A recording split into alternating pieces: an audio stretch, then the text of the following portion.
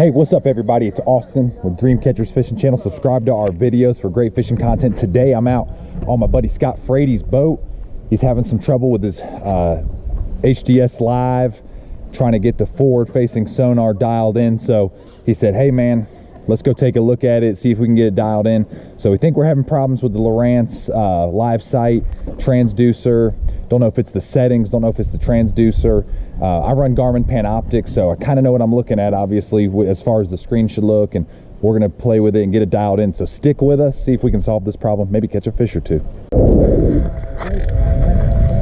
All right, so we're out here playing with the HDS 12 Live and the active target, and we have a huge, what this is pretty common right here. This is called what we call like a solar flare on out-facing sonar, and it just is what it is. It's one of those things, like they're on many transducers, but the problem is most solar flares happen right around where your transducer enters the water, which right here is the trolling motor, right? And this is showing 10 foot behind where the arrow is currently pointing on the Fortrex, and showing you out in front of the Fortrex the way that arrow is pointing. Now here's the deal that's crazy about what's going on. Sorry for the wind. What's happening with this active target is it's mirroring. So when I get on or close to some brush, you'll see the same piece of brush appear on this part of the screen and this part of the screen. So look at this. This is the same piece of brush right here. And what it's doing, it's mirroring. As I get closer to that, you can see that brush moving in unison, which means it's actually mirroring behind the boat. It's saying that there's supposed to be brush back here behind us in 20 foot of water, but there's also brush out here in front of us at 20 foot of water. But the problem is they're mirroring. What this should be showing is a completely separate image behind the screen as it is in front of the screen. And then the second thing is, I don't know if you can see it. Gotta look real close right here. I know there's some reflection. There's a very distinct digital line right there, and it's totally acting like a blind spot in the sonar. And I believe this is a total factory, because you could see it right here, this line, very distinct. So okay, you're like, oh no, Austin, you know, there's some fish there. Well look, those fish are three. It's mirroring right there. It's saying there's fish 5 foot out in front of us in 20 foot of water, and then it's saying there's fish in 5 foot of water 20 foot out in front of us. So it's not good. And as I pan, you can see all those things moving in unison with each other. This is a serious problem with the active target. And the crazy thing is with my Garmin is I've got a lot of settings that I can adjust on the right side of the screen. I can't do crap on this thing. There is no love to adjust settings on this. I'm gonna keep, look, I mean, it's just mirroring. Here's the same fish. It's showing me there's a fish 5 foot out in front of us and 25 foot of water, and then it's showing there's one 25 out in front of us and 5 foot of water. It's mirroring, and it shouldn't be doing that. It should be this should be out in front of us, and that should be behind us. I don't know what is going on with this thing. This is ridiculous.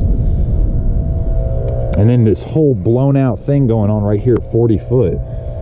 Oh, this is terrible. It's kind of hard to see, but it's like we're this close to the bank. I mean, the bank's right there. And yeah, okay, it's showing, you know, the right kind of slope.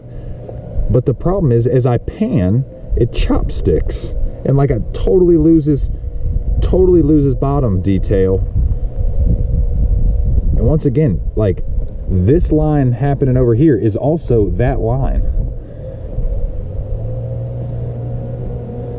There's something seriously going on with these active targets. Like, look at this whole thing is just, it's mirroring. It shouldn't be mirroring. Man, that is whacked out. All right, couple more casts, then we're rolling.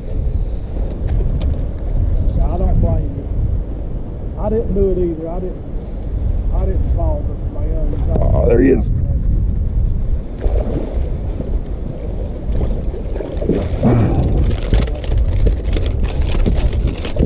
How about that? That's a pretty good fish. It's decent. DRT Klash 9. Literally just working up this brush bank. I stopped it at the end of that tree and he smoked it. I saw that thing go sideways. Probably just short of 3 pounds, 2.5.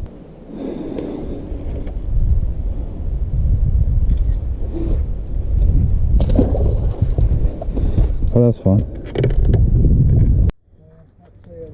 It sucks, but in the end, they go ahead and make it right. I know they will. Yeah. Well, that's a wrap. Got no idea what's going on with the active target. I mess around with these units all the time, and I've literally never seen that problem. So Scott was like, hey man, I trust you, let's go out, take a look at it. So we made the verdict, or we came to a final conclusion that it's broken.